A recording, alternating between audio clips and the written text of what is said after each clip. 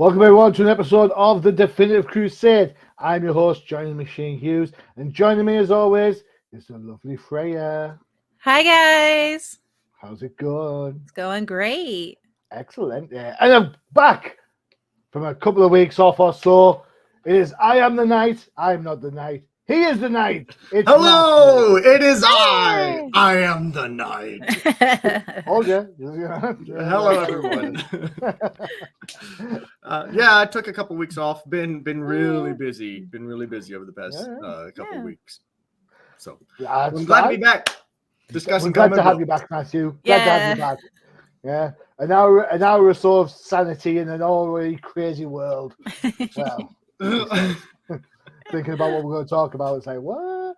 All right, okay. So before we get into books, a couple of news stories kind of broke the week leading up to the pod. And I thought, we'll have to have a bit of a chat about it, especially because Frey and I have looked at the book, what its details, and we absolutely loved the book. We thought it was tickety-boo.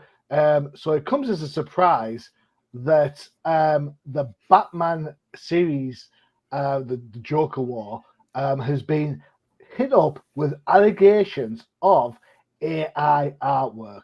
Uh-oh. Now, this is from writer-designer James Leach, and the article is on CBR. I don't normally promote our competitors, but, you got to give credit where credit's due, so there's a link if you want to go check it out in its full entirety. Now, it's funny because when we talked about this in the first instance, Freya, we said that the Batman looks like Michael Keaton. He did. And we said that the Catwoman looks like Michelle Pfeiffer, albeit an older Michelle Pfeiffer. Yeah. So, plagiarism, AI, photo manips, what's going on? What's your take on this? So, I actually saw this on Twitter before it got picked up. So, I was like, because I was even thinking about maybe I should ask Johnny if we should talk about this. Nah, I'll let him be. If he sees it, he sees it. But yeah, I saw it and I see their points. James's points, I should say. Yeah. So I was like, yeah, but then again, I wasn't staring at the Joker's nipples, so I didn't notice that they were awkward. And I didn't stare at Catwoman's hair enough to notice that the brush strokes were, duplicated. And we did mention that we're like, why does he go from Keaton to Batfleck? We did mention that. Like, that's a little weird. And at the end of it, it's not really plagiarism because it's a DC character. And if he uses, like, DC works, is it really plagiarism? Can you plagiarize yourself, kind of thing? I suppose the plagiarism element comes into play, not because it's DC doing DC. It's the AI element that says that I can program a computer to replicate art styles, and the idea that AI builds on that knowledge. So, and we all three of us, we look at art and go, "Oh, this reminds me of such and such," or "Oh, this reminds me of blah blah blah."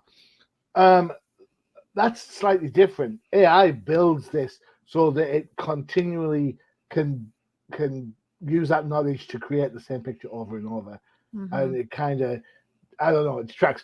Matthew, what's your take on this? Is AI a bad thing or a good thing, or what's your views? I think, all right, this may be a hot take, but I am for minimal use of AI. Agreed. Okay.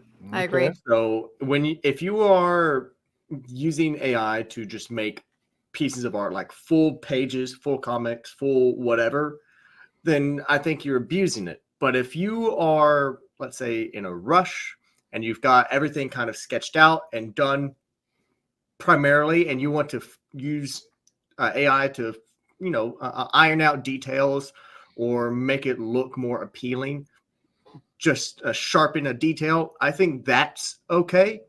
But AI as a whole, especially in art and creation, is a very scary thing. We've seen so many videos of AI being used that samples people's voices and then takes that, which me as somebody who's trying to break into the voiceover industry, that's terrifying for me, because that's if people start using AI voices to then voice characters, you're taking jobs away from people. And you're taking dreams away from people, because my dream is to work in voiceover, and if I can't get into it because of a machine, I'm going to be pretty ticked. Does that mean, but that same problem would work if you're an artist using AI? Mm-hmm. You're taking that work away from an artist. Now, before we get in, go completely technophobe on this, there is a difference between using AI and digital art. Yes, right? Mm-hmm. very much. So let's clarify that point. Digital art is a dude with a or a dudette with a stylus and a computer pad, and they draw on the pad. It's the same technique as drawing on paper, but you're drawing it digitally. Yeah, exactly. That's not AI. AI is punching in some words and saying, I want a skinny ass Joker that looks scary wearing a red coat. Go, and boom, out it comes. Yeah. So my thing with AI is I'm fine with it to a degree, just like Matthew. I don't think you should be making a profit off of it, because that takes away from actual artists. But I think it's okay for people if you want to do it for let's just say you don't have the funds or money to commission an artist to do something for you, but you don't have the skills yourself to do something, and it's a personal project for yourself, and you're not going to go and do an art contest or something with it. That, that's a for profit, if it's just a personal thing, I think that's fine. If you want a specific background instead of going to Getty Images for some stock photos, I think it's perfectly all right to use an AI to create a background for something you want to do for yourself. But when you start making money and taking jobs away from people and winning contests with it, like art contests, that's where I draw the line. So it's intent over content for you. Yeah. Oh, yes. Interesting. Yeah, so I've used AI a few times to make D&D characters. Yeah, my brother's a digital artist, and he uses AI sometimes. Yeah, Not for his profit stuff, just to mess around with it. I run a campaign every other Sunday night, and sometimes when I'm making an NPC, I'm like, okay, what can I use to help me get a physical description of this character? Well, I'll go to something like a. It starts with the D. It's like Dado or Ditto or something. But I'll type in half elf barbarian with blonde hair, and it just brings me a whole bunch of images. And I'm like, okay, that's interesting. Okay, that can work. Wonder.io is another one that I have on my phone that I'll use. Just getting inspiration for NPCs. I'll use AI in that manner, but I do not profit from those. As you were saying, I think I agree with you. I think it's intent over content, right? Okay. Yeah. All right. So I have to say that I am absolutely on the naysaying bandwagon on this. I think anytime you use artificial intelligence to create something, regardless of its intent, I think you are detracting from the original work that's been presented. I've recently just done a level 4 qualification in my day job, and there are concerns that people could use AI to write a term paper. They can. They absolutely can. But if AI can't find any references, AI will create references. Therefore, giving the author bogus information, like bogus websites for people to check out. That's people failing exams. So I know someone, and I talked to them about a year ago, and they were saying, "Oh, well, I can use AI to write a comic book review. All I've got to do is type in some keywords, type in some words that make it sound like me. Then once it's written, I can run it to a human editor to make it sound to make sure it reads like a human person. Yeah. Then I run it to a spell check, and then I might add some some words that I would only use." And I was like, dude, that sounds like a lot of work. Why don't you just write the damn review? So I was thinking, that's a lot of work to not do work. I'm like, just write your stupid, because you're essentially writing it anyway. Exactly. At that point. So I think for me, I don't like the idea that AI builds on that kind of that information. I get where you're coming from. I don't have a problem with digital art. I don't have a problem with someone drawing it on the screen or coloring it digitally. In fact, I've said on OTP loads of times the benefit of comic books over the last 25, 30 years has been digital coloring. So I don't have a qualm against digital versus pencil. I prefer pencil. Yeah. So, but AI, it's just, it's crazy. I can type in curvy back girl wearing fishnets and boom, there she is. She is. Yeah, if I can't afford to get a commission by someone from an artist, then maybe I should just save up and get the guy to just save up and try and get it from that point of view. I just don't. I would hate to see, and this is kind of, I suppose, where it crosses the line. I'd hate to see stuff that was completely artificially created, because then what am I actually watching? So many times I watch CGI movies or comic book movies with lots of CGI, and I'll turn to my wife, I'll say, "Hey, I didn't want to watch a computer game. I'm done with this. If I want to watch an interesting movie with actors in it, I'll go and watch a rom-com, because I'm not going to get it from watching, the Flash movie or the Beekeeper or whatever." But then you definitely won't get it in the Flash movie. Oh, heck no. And then right now they're even saying that these writers are using AI to write these scripts, and that's why they suck so badly. Mm-hmm. Which honestly I wouldn't put it past some people. Because like you read, like when you watch it and you go, this doesn't make any sense. What is this? But not all writers, I know that not all writers do that. It's just hashtag not all writers. Hashtag not everybody does this shit. But it's just like at school. There's always that one person who's, when you do a group project and everyone's working their ass off and they're like, no, I can't, and they do nothing and they still expect the same grade. They're those people, but now they're adults. Darn it. All right. Second piece of news that came across my attention. And I saw this on Twitter, then followed the link across. I have to say, I was quite annoyed by this because I actually love this book, and you guys know that I love this book.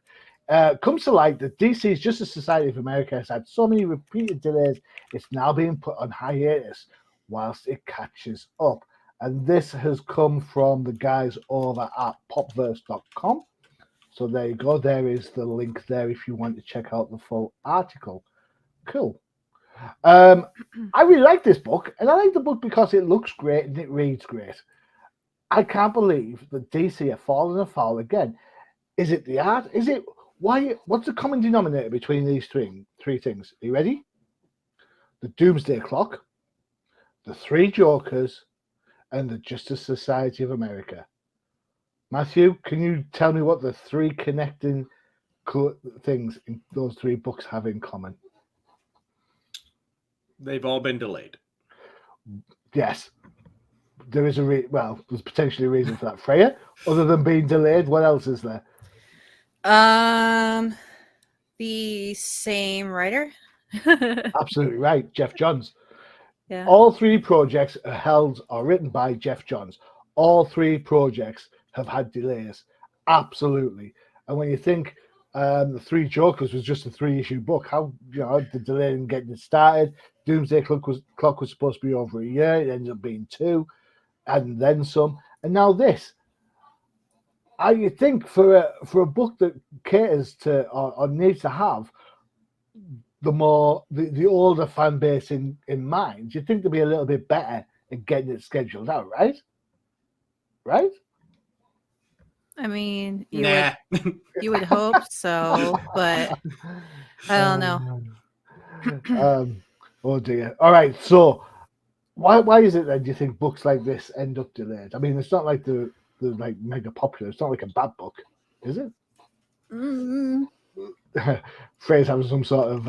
I'm having tech issues. Am I loud? I'm trying to. No, you're loud to me. It may just be on my end. Johnny, am I loud to you? No more than usual. No, I mean I'm trying to fix this. Am I? No, you're fine. Okay. You're fine. Good. You're fine. Hang on. We'll go to Matthew. Matthew, comic books. Why is it comic book series end up late? Why can't they just get to the point where we'll put it on the schedule when we've got the majority of it done? So that means whilst the first 6 issues or 7 issues or whatever are getting out to the readers, do we know what Johns has going on in his personal life? Well, it doesn't speak to me particularly. No. I know, but that's something that we have to take in consideration. Is that yes, there may be multiple people working on this. There's a whole company behind it, but if there's like a head writer, a main story writer who something comes up in real life, may not be able to hit those deadlines, may has to hit delays because personal life may be taking effect. I know 2 mangakas, which manga writers, both of them have most of them have unfortunately passed away now, but their series, which were very well known, one of them being Berserk, the other being Hunter x Hunter. Actually, I take that back. I don't know if the writer for Hunter x Hunter has passed away. Dragon Ball Z. Dragon Ball Z is the one. Akira Toriyama. Yeah. But the ones I'm speaking of, they have constant delays in their works. The Berserk series ended up being picked up by somebody else after his death, just so that they could try to get to an ending because of how many hiatuses they've had to take because of real life sicknesses, of real life events that may have been going on. I hear what you're saying. I mean, in all honesty, I'll go back to my day job. I was under the cosh to get some work done. I took 2 weeks off from reviewing comic books. I spoke to Al at Comic Crusaders, says, dude, I can't do any reviews for Fortnite. I can't do outside the panels. I'll keep the pods going at the weekends. And outside the panels is back this week, so hey! But that said, I get it. Life gets in the way, but even then, I have to tell that with a grain of salt because from a company standpoint, there's a limit to how much leeway they can give you because you're being hired and paid to do a job, and if you're consistently putting off that job, then why are they hiring you? Why are they paying you? Yeah. So I get fired, honestly. Yeah, me too. Do you think low sales are to do with it, Freyja? I mean, it's not a huge book. As much as we love it, or I love it because it's old school, the quality of it looks great. The pencils generally have an old school feel. We're in the middle of the whole Green Lantern, Red Lantern thing. When that comes back, and God knows when, is anyone going to remember? Is anyone going to care? No. My thing is with this particular writer, it's not just one book. He's had this happen in the past 6 years with all of the books where he is a solo writer has had this problem. So there's obviously either they're overworking him, which is what happens with a lot of mangaks, is they get overworked. If you look at their average schedule, it makes you cry. And they work 15 hours a day sometimes. And so either he's overworked or something. I don't want to, do the negatives on the person because I don't know the person. So, they might be, but some people might say they're just being lazy, but I don't know the person. So I don't know work ethic. I'm not a coworker or anything. So, I think they probably just have him working on too much at once, possibly. And that's why if he has someone helping him with the book, it comes out on time. But if he's the only one working on it, he already has too much on they have too much on their plate already. And so the one that they're working solo on just kind of falls by the wayside because this smaller project I can get done faster than this. I just think they need to not overwork their writers and everything. Okay. But I mean, if that's what's going on, I don't know, but I see a pattern with this writer and it's not a good look, honestly. Okay, well, my last comment on this before we go and get a little bit into some comic books.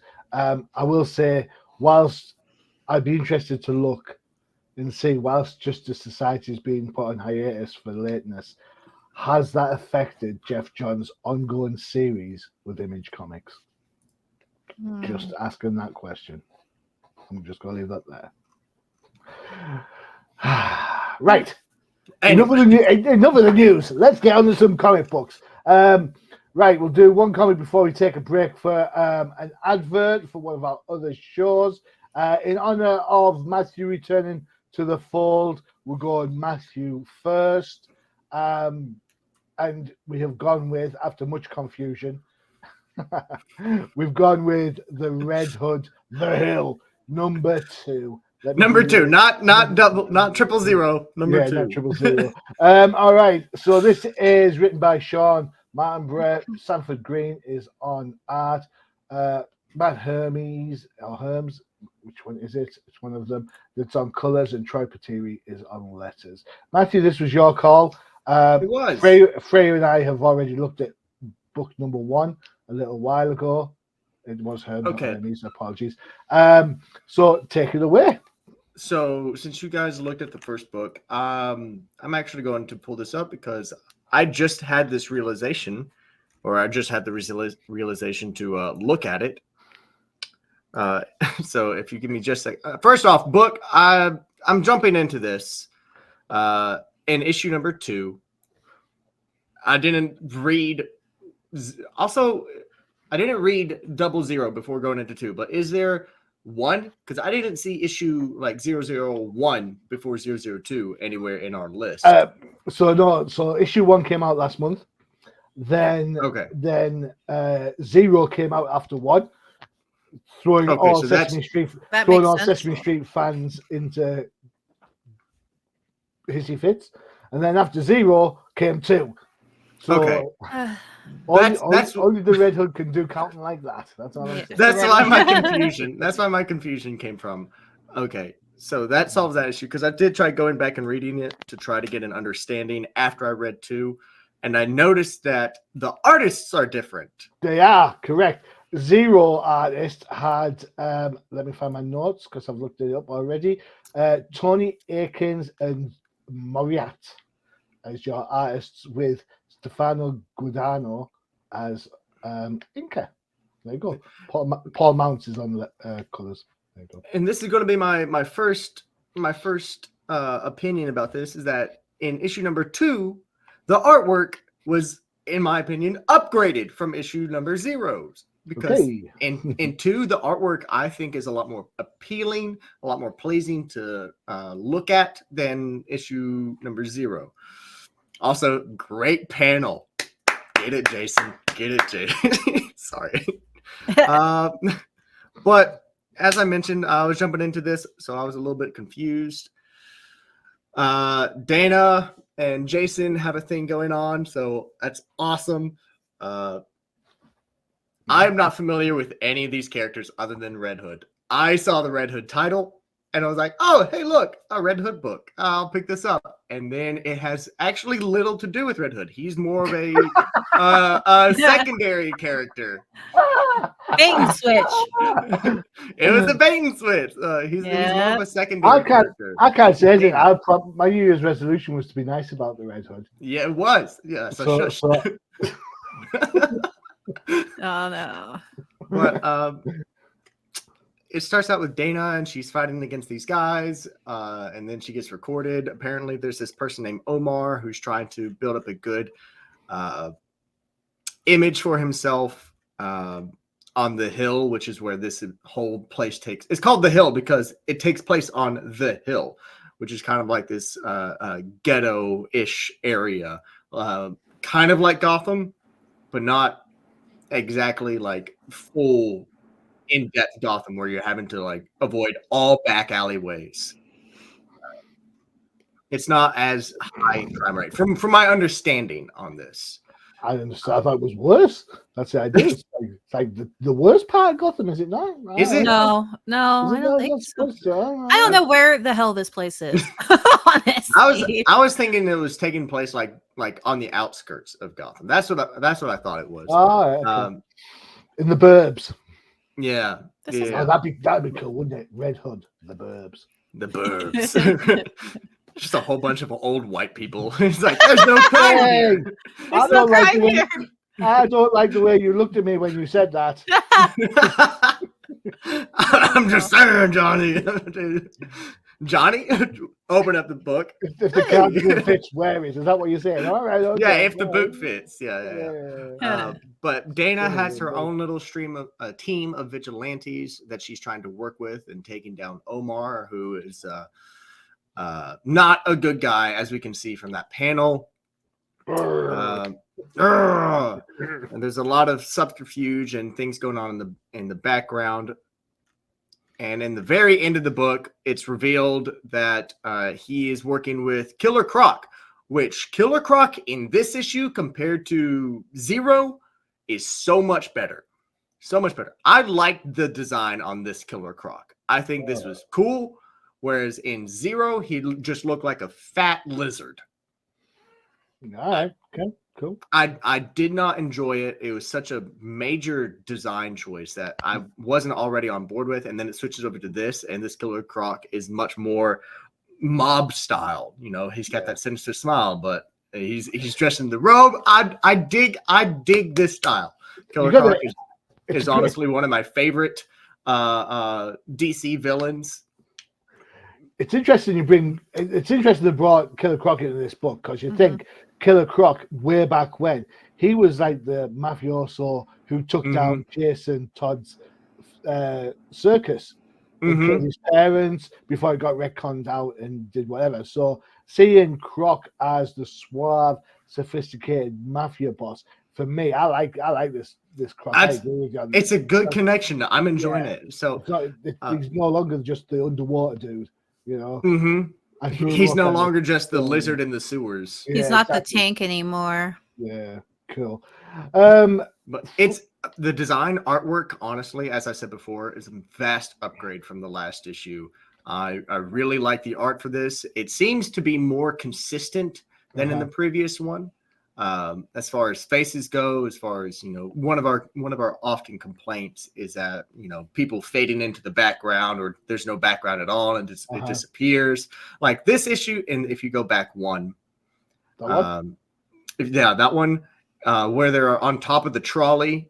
Yes, it's speeding along, so it doesn't make sense to draw all that stuff in the background. But, you know, having like a skyline or something back there would have been nice to give it some kind of setting instead of just leaving it blank. So it looks like the background just disappears. But I can understand why they made that design choice.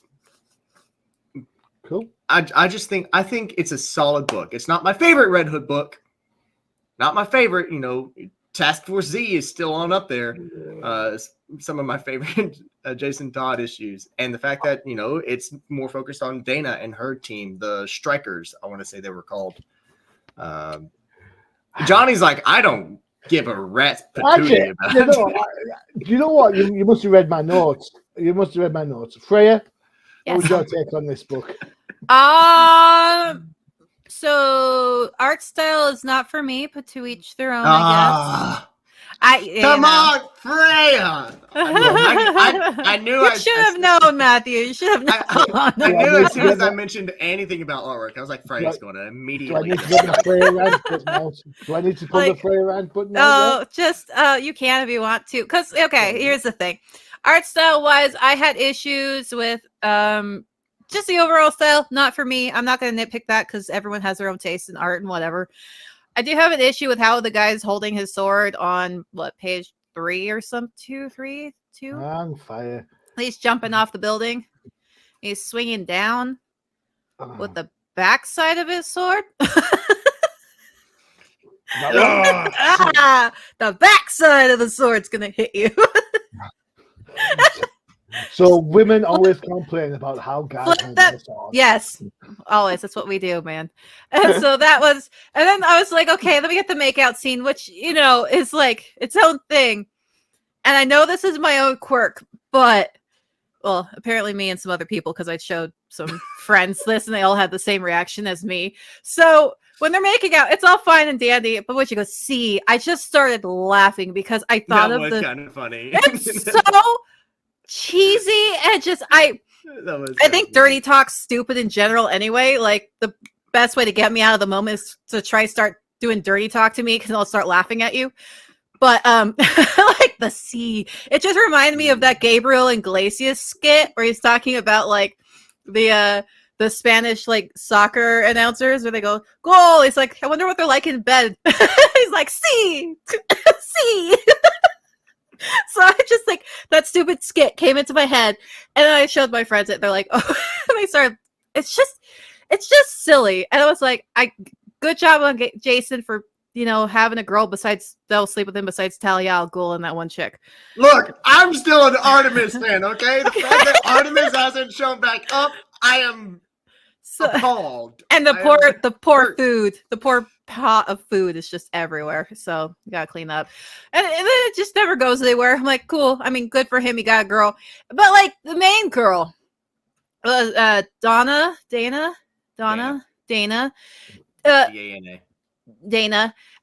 She's a bitch. Sorry. I'm sorry. If I was part of a super team and then some of the team members wanted to like stop and just have a normal life, you shut the fuck up and you let them do what they want because it's their lives. You don't go around gaslighting, trying to guilt trip them into, oh, why don't you want to endanger your lives anymore?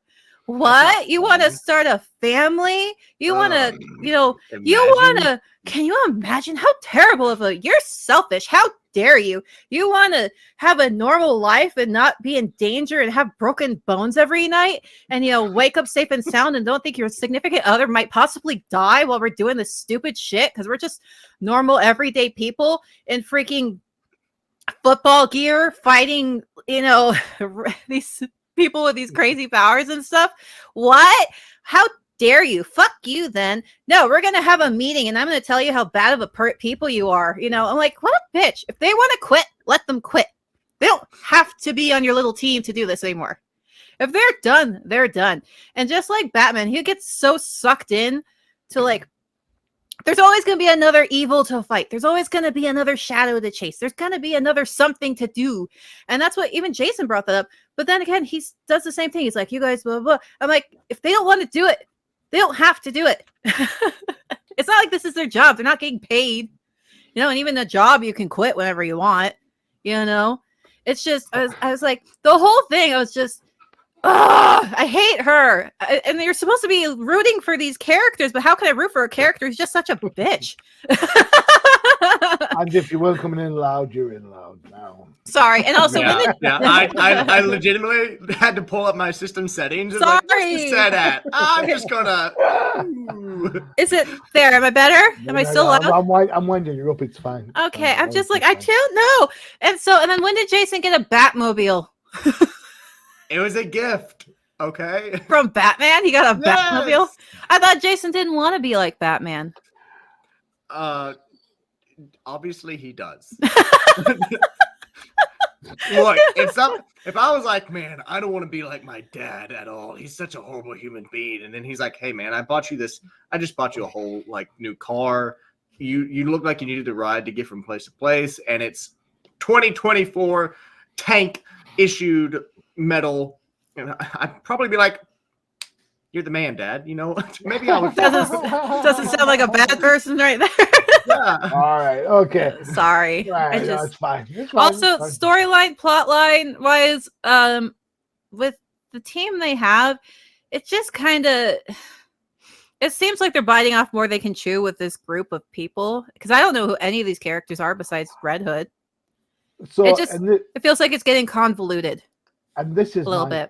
And this is my point. Kind of acceding to both of you on this one. I have read issue 1. I have read issue 0. I have read issue 2. I have no clue. I'm an intelligent guy. I have no clue what's going on. And I've read all the books of this in the series so far. Well, it didn't help that issue 1 was them having a party in their apartment. This is a 6-issue miniseries, and I have no clue. It's filled with characters that I don't know, that I don't particularly like. They're not particularly nice people at all in any shape, way, or form. I don't understand where this book is coming from. And it doesn't even mention anything about Jason's issue with adrenaline spikes. That's still a thing. It's still mentioned in the recent Batman book. This doesn't allude to that in any stretch of the imagination. It's just straight up Jason doing Jason. Now, he's not my favorite character. That's by the by.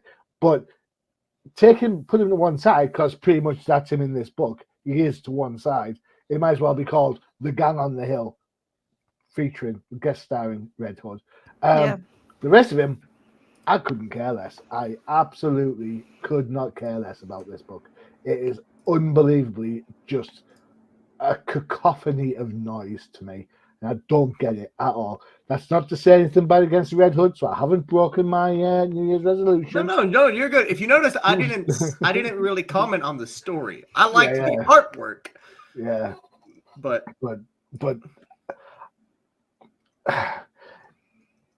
Jason's not my favorite character.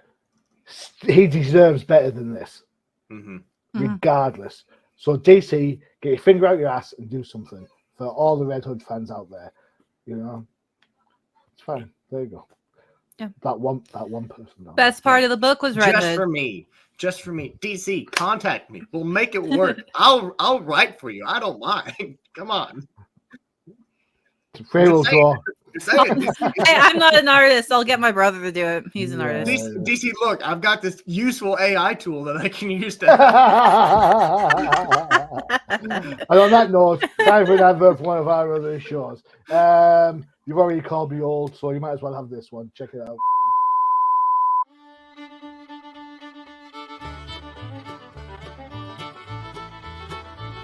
Do you want to find out what makes the professor do his happy dance? Check out the Old Timers Comic Book Show, only on the UCPN. Love the professor. Yeah. The professor and his happy dance. That's the Old Timers Comic Book Show, where the hosts aren't old, but the comics most certainly are. And if we talk about old comics, there's time for a review of a book that might be brand spanking new, but features one of the classics from the aforementioned Justice Society. It is the finale, the 6 of 6 issue of Wesley Dodd's The Sandman, written by Robert Venditti. Riley Rosmore is on art, Ivan Placencia is on colors, and Tom Napolitano is on letters. Freyja, this was your choice, I believe. Yes. Cool. Yes, it was. Would you like to take it away, please? Okay, so I remember when they brought him back from the dead in what book was that? I was like, Nightmare book or one of the... Yeah, it was one of the Nightmare. It was in the Nightmare books. I don't remember which one specifically, but I was like, ooh, old character I haven't seen like forever. So of course I had to pick this, and it is set back in the day before pre-World War II, but post-World War I. So essentially, I don't want to call it fear toxin. It's how I didn't read the original, like the first couple books. So it's let me just pull up the synopsis of it. But in his journal detailing it. Okay, so this is essentially him and his little sleep gas, that's his weapon. Sleep gas. Okay, so here's the Wesley Dodds Sandman. No one escapes Sandman's dark dreams, not even Wesley Dodds himself. After years of testing and experimentation, Wesley perfected his sleep gas as an optimal weapon to fight crime without causing undue harm, hence the Sandman part. But when his journal detailing all his failed and far more deadly formulas is sold, the Sandman must hunt down the thief and the people in the shadows pulling the strings before the contents of the journal are released.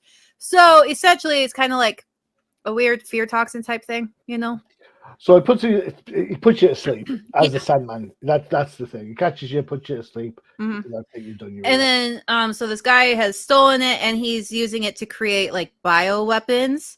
Yep. And so that's essentially what's going on. At the end of this one, he's figured out who it is. And it starts off with him. It's essentially just like the final fight. So he busts through the window, and it happens to be a, I guess, family friend of his dad's. And they were in World War I together or something. Something like that. They're talking about war, and he's like, I've been in war, you haven't. And this guy makes money he's a warmonger, so he sells weapons and stuff, and that's how he makes his money. And so he was going to mass produce this as a weapon for the military and make more money off of it. And Wesley's like, No. So so they have a knife fight, essentially. Well, one of them has a knife. Wesley does not. Who brings a knife to a gun party? Exactly, right. Well, he drops his weapon. Of course, he gets rocked, and Wesley almost dies, but his girl saves him. So good for her. But I liked it. I like the little dream sequences. I kind of like the art style to a degree. It's giving me. It reminds me of something, but I just can't think of it. They're still doing the stupid. I guess this one makes more sense though. The weird, how I was complaining about the weird, panels inside panels. The panels inside panels square thing. This one makes more sense because it's them shifting around the room in their fight. So that makes more sense. It's not just. It's just showing them moving around, but it's the same room. I get that. I'm like, okay, I'll give you a pass on that one because usually I bitch about that. So I'm going to cover that because I know someone would probably bring it up. But I like leave a comment down below. Oh, yeah. So I like the use of the man's long smoking jacket as like a cape through the fight. And yeah, overall I liked it. I liked the weird gas dream that Wesley goes into and how everything gets kind of warped and the colors change. So that was nicely done. The dialogue is very reminiscent of old, you're soft, that type of a thing. You don't know war. I was in war. It was just a nice little banter thing that we got going on. And Wesley gets the diary and he throws it in the fire, which he probably should have done in the first place, if he thought it was also dangerous. And yeah, he gets rocked by a freaking fire poker, and then his girl comes in and shoots him, and that's how she saves him. And then it just kind of has a 6 months later flashback, flash forward. It's cute. It's nice. So overall, I liked it. I like the old style of it. I like how he's a pack rat. So yeah, I like this one. I thought it was well done. And also it had a strong female character without her being bitchy. She's actually a likable character. Yeah. So yeah. She's that kind of shouldn't be a strong character cost of the time, but she is a strong character. Yeah. Yeah, that Peggy Carter vibe thing going on. To some extent. Matthew, what was your take on this book? Because I know you said in our chat you said that all the books were 9s out of 10s. That was meant to be more sarcastic than anything. I thought it was sarcasm. It was sarcasm. It kind of felt like it was. I was like, there's no way he's serious about this. 2 points just from this page, right? One, his face is like Minecraft Steve square. Yeah. It's super square jaw. Even the ear seems to just be oddly placed on the side of his head. His hairline is clean though. I mean, that's what happens when you wear a gas mask every day. It squishes your features. Second note, my man needs to buy a fitting waistcoat. The vest that he is wearing stops it's like a tank top. He's kind of a slob. Did you miss that in the previous panels? His room is a mess. He desperately needs a new vest. Or a cummerbund or something. Something. One of those men corsets that they used to wear. Oh my goodness. I've recently acquired a tweed suit. Ooh, fancy. Yeah, I need it for an upcoming performance. And I have made sure that the waistcoat, the vest, is proportionate. And it bothers me so much that his stops right above his belly. It was one of those things that I saw and it just twinged me. But as far as the artwork goes, I enjoyed it. My first thought was that the artwork seemed a little too cartoony for something that may be along the more lines of being a serious story. We literally watch him get stabbed.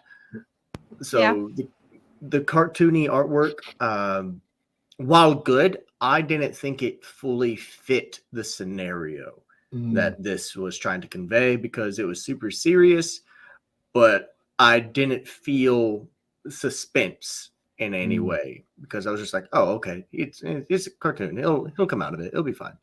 Now, if they had been bold and just killed him outright in this, I'd be like, oh, that's ballsy. ballsy. But you know, I think it's a good story. I didn't read any of the other issues, so I was a little lost. I think we looked at the first issue, didn't we, Freyja? Yeah, we must have, but that was a while ago, so my brain is like 6 months. Yeah, well, it's a while ago, man. Half a year. But I like the writing. I like the use of the words and the dialogue that was chosen for this era. You definitely feel like World War era speech when they're talking. You can read that and read it and hear it in your mind as you're reading through it.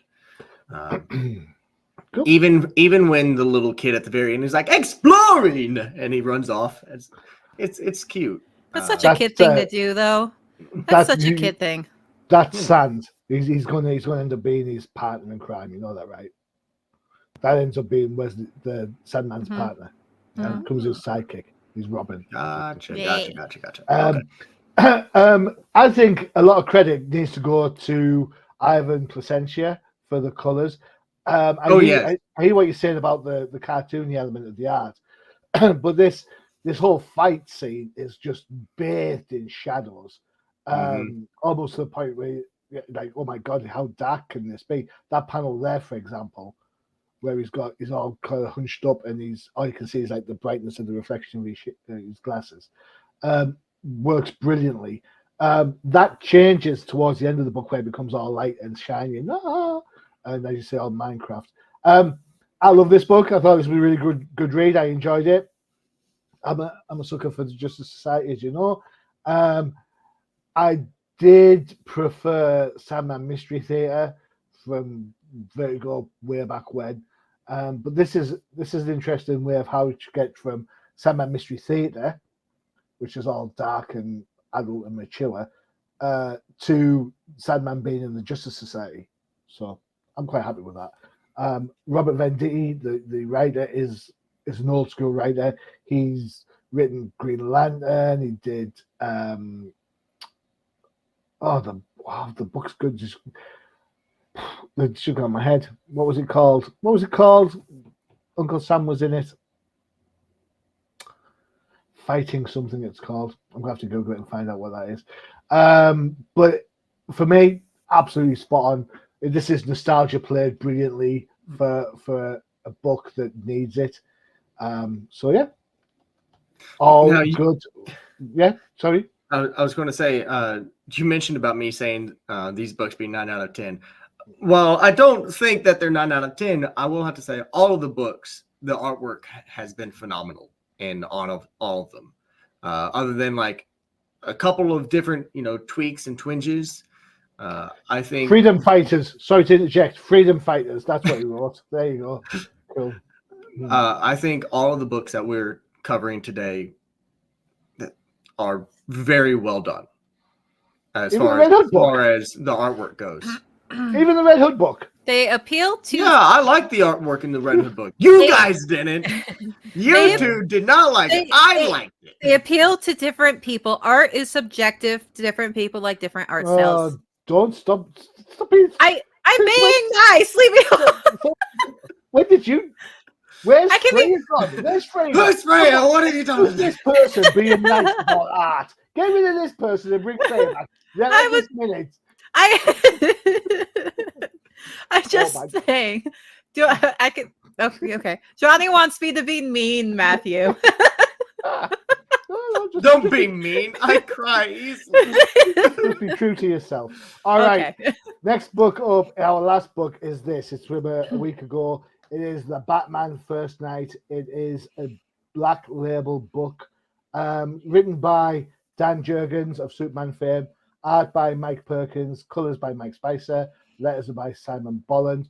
I actually went and purchased this version of the Very cover. nice. I like that one instead of the standard one. Very nice. Very What can I nice. say? I thought this book was brilliant. I absolutely loved it. I loved the art inside it, reminiscent of the era it's supposed to be. I loved the writing of the story. I loved the kind of introduction of Gotham and Commissioner and Batman. The only nitpick I have on this book is how Bruce Wayne talks to himself, because there's no Alfred. And there shouldn't be an Alfred. This is Batman before Alfred gets there or comes back. So it is kind of like, I suppose the hook to this is it's Batman from 1939, but actually in 1939. So you've got like the Depression, coming out of the Depression, you've got the war coming up and that sort of thing. The artwork is absolutely gorgeous, I think, when we get there. Absolutely talk about dark Gotham. It's just brilliant. It just works so well for the era. I thought this book was great. This one, I wasn't going to pick this book up. I was like, oh, not more Black Label Batman. But I absolutely thought it was absolutely spot on. When we think of how many times do we say things like, oh, I wish Batman would just get just doing crime, solving crime stuff. This book does that. And I definitely think it's a great read. Some nice little surprises thrown in for good measure. The girls look very 1930s, 40s serial-esque noir style. Marilyn Monroe. Yeah, which kind of like it really sells the evocativeness. I love the fact that the girls are giving the coppers grief when the police are saying, "Oh, you're one of Maxie's girls," and she's like, "You never complain when you come around looking for free or freebies and stuff." So that was interesting, dialogue-wise. The panel that I think everyone's going to gravitate towards is, of course, the introduction of good old Batman, which I believe is, where's it at? That one. There you go. Which I think, gone too far. No, I'm having technical problems. Who'd have thunk that, Yeah. It's okay. We get it. We're right there with you. It's after the crash. There he is. What's going on? My hands, there we go. See, my hands haven't touched it. Although I have a question why it says crash on that panel and they also says crash on the next panel. So I'll before it as well. So that's crazy. But other than that, I thought this book was absolutely brilliant, and it's the type of thing that I really, really enjoy. There you go. That's me on that one. Where should we go? Matthew, what was your take on this one? I am 100% with you on this one. Woohoo! I'm actually with you all the way. This setting for Batman is perfect. So many times we see Batman now, he's like, oh, I've got all this technology that does all this work for me. He's not actually being a detective. He has an AI computer. I was waiting till someone brought that up. Yep, he puts all of his stuff into the supercomputer that solves all the issues for him, and it kind of takes away. Not to mention that so many times we see him with superheroes, Superman. It's not really like, I don't want to say it this way, but like the friendly neighborhood Batman. That's a good call. And in this setting where all the technology is old, CCTV and cameras are like just now starting to really become a thing. So it's all brand new. It's old fashioned.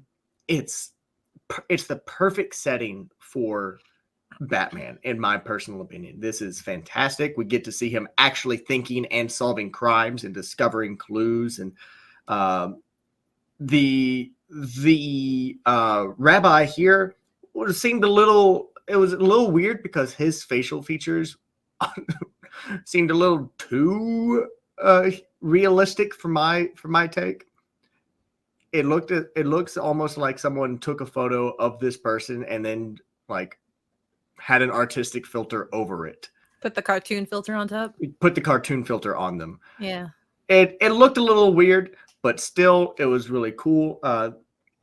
The only other gripe that I have are the bat ears and how they come out and they're like this way instead of like being the sleek and back. I don't know. That was the only other thing, but I really like this book.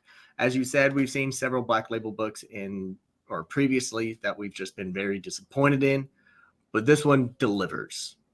This one delivers. I'm not going to say it's up there with things like the Riddler, One Bad Day, but the One Bad Day Riddler book was.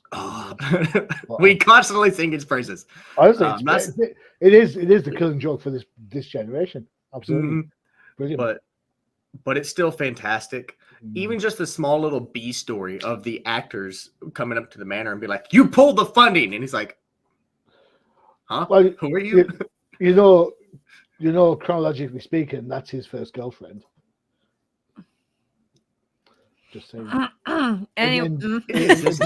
Detective Comics 27, 28, and 29, he's dating Julie Manson. So yeah, cool. All right, cool. So Freyja, yes, when you get the Freyja book out? No, I love this one. This one's great. Yeah. So this one was really good. I like the art style, love how dark everything is, and how like grungy it looks because it's Gotham. I like how the guy got whacked in Little Italy, and they're making like freaking jokes. Yeah. Oh my God, the beheading, the artwork on the beheading scene was so good. Was phenomenal. So phenomenal. Good. But yeah, them making jokes are like, don't get ahead of yourself, Commissioner. Smeared his veal parmesan all over. And they're giggling and freaking Gordon's like, stop. And they're like, don't get ahead of yourself. Like, oh don't lose your head. Don't lose your head, Commissioner. Like that, yeah. So, yeah. I was like, yeah. Like, people who hang out with people who have weird jobs know that they have these super sick, dark sense of humor. Yep. Like morticians especially. And I did like the design of the women. I was like, hey, I've seen women in like old 1940s movies dress like this and talk like this. So, I was like, they got that really spot on. I liked it a lot. I liked Bruce's car. It reminded me of, oh God, what was that actor's name? He actually died in a car wreck though. In that car, what was his name?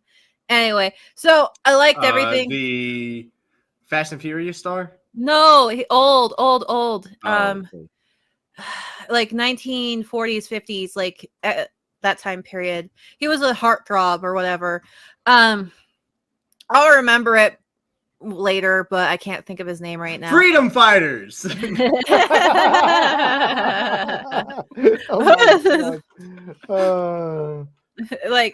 Anyway, and I actually liked Batman's floppy ears because I was like, it's the 1930s. I mean, what is he gonna use? James Dean. That's what it is. James Dean. Yeah.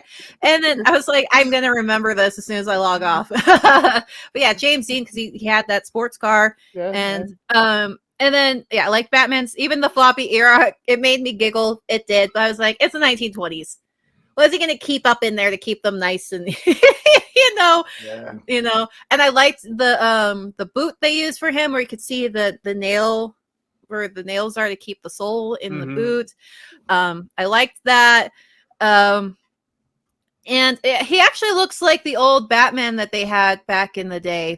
That's the idea. Yeah. So I was like, that's what he looks like.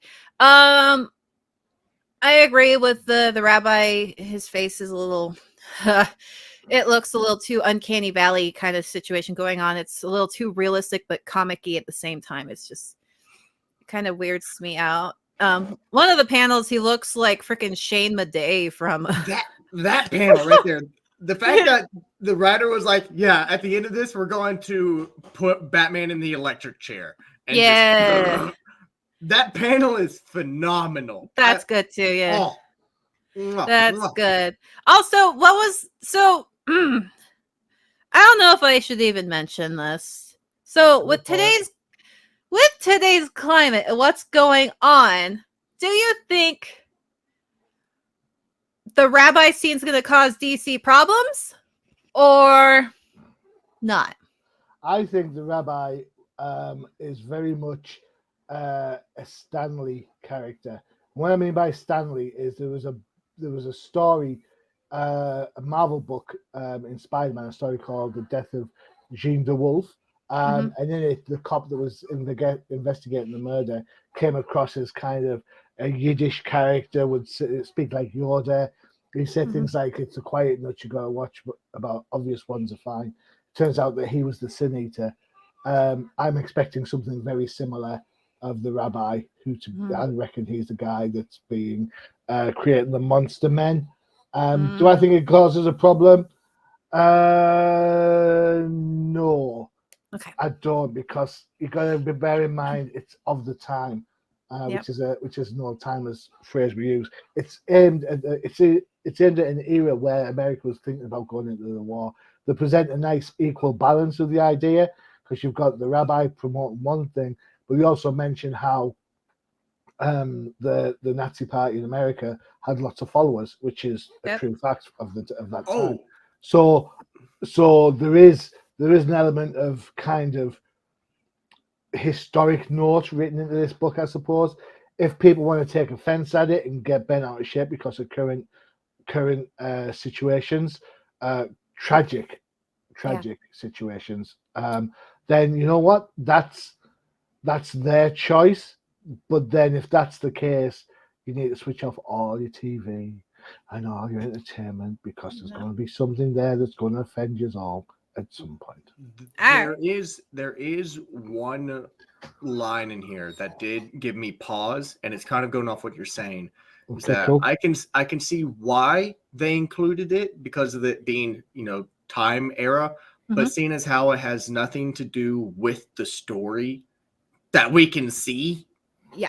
It's when he turns on the radio in the car and he says, "Now it's time to listen for music. Now it's time for Billy I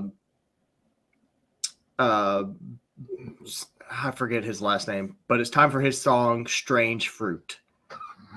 Okay. That song was written about the lynching of African Americans down in the South. That was the inspiration for this song. And while it's a tragic thing, it was made during this time era. I don't see how including that affected the story. And it's a very niche thing that only people who understand what that is referencing and understand what those words mean would understand why, or understand the reference. Yeah. It's like an Easter egg almost. I don't understand why it was included. I guess we'll have to wait and see. Is it just there to throw more sort of its time period element in there to get that? I'm trying to look for it in the book now because it was quicker than looking through the digital. Times. Any idea what page we're looking at? It is on. It's when he's in the car. Bruce is in the car. Yep. It's time to listen to something. Is it after the rabbi scene or before?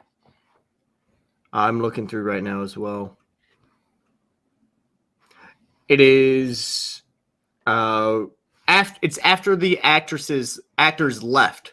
Oh, right. After, he is dusting for fingerprints, and then he leaves, and he's talking about, in other news, it seems that a man known as the Iron Horse, his incredible Lou Gehrig, is hanging up his spikes for good, all because of the mysterious ailment that sapped his strength. But enough of that. Time for some music. Here's Billie Holiday with Strange Fruit.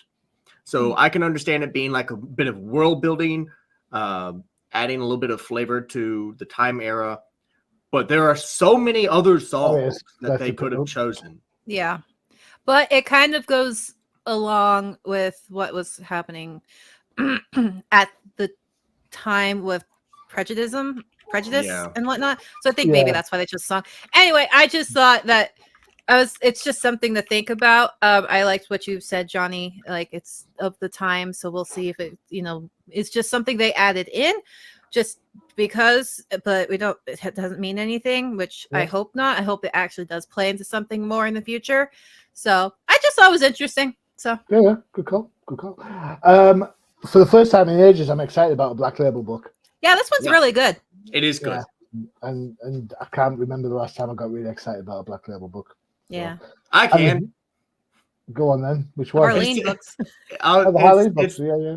It's good. I was going to say it's the Riddler. The Riddler book. Yeah, Riddler was good. Was that Black Label? Was that really a Black Label book though? I can't remember. I can't remember if it was Black Label. I think it was. I thought it was. One of them was. One of them wasn't.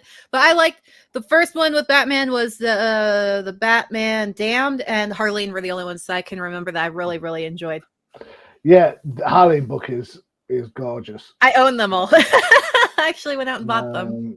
So I don't think One Bad Day is actually a Black Label book. Is it not a Black Label book? I thought. I'm trying to. Because Bane was, the Penguin was. I'm having a look now. No, there's no Black Label motto on it. No. Huh. Just a regular book. Yeah, it's not Black Label. Huh. There you go. There you go. So yeah, the Harleen book. Call me a liar, I guess. Just getting it mixed up. It could have easily been the Harleen book was great because I love fucking Strategic, so there you go. Right, there you go. A bit of news, 3 books, all 9 out of 10s. Yeah, all of them. All of them, 9 out of 10s. At least the last one was definitely a 9 out of 10. Everything else is up to debate. Yeah. At least a 5. I'll give you a 5. All right, excellent, guys. Thank you so much for hanging out. Don't forget to check out the UCPN to check out other shows and all our other content. Freyja, and don't forget about K-Pop Cosmos, where we highlight and talk about K-pop and its idols. Cool. Matthew, you're in transition stage of shows and content. That's a bit more news that's going on, but I'm not going to go into it. All I'm going to say is that you can find me over on the Late Night channel over on TikTok, Twitch, and YouTube. Definitely go check those out if you like seeing me do funny skits with my D&D characters. I make D&D content. I stream video games, things such as Valheim, Dragon's Dogma, the Dark Souls series, which I'm a massive fan of, Elden Ring. So if that catches your interest, go check it out. And of course, don't forget the shows we've already talked about, the Old Timers Comic Book Show. You've got our sister show, the No Price Podcast, which drops on alternative weeks from us. And making its welcome return after a 2-week break, the Outside the Panels. Excellent. All available on the UCPN, wherever you choose to listen or watch your podcasts. There you go. Freyja, Matthew, absolutely thank you so much for spending the time. I know how busy you both are. Thank you so much. No problem. Not a problem, my man. Good call. All right, I've been your host, Johnny Machine Hughes. And as always, adios. Bye, guys. Bye-bye.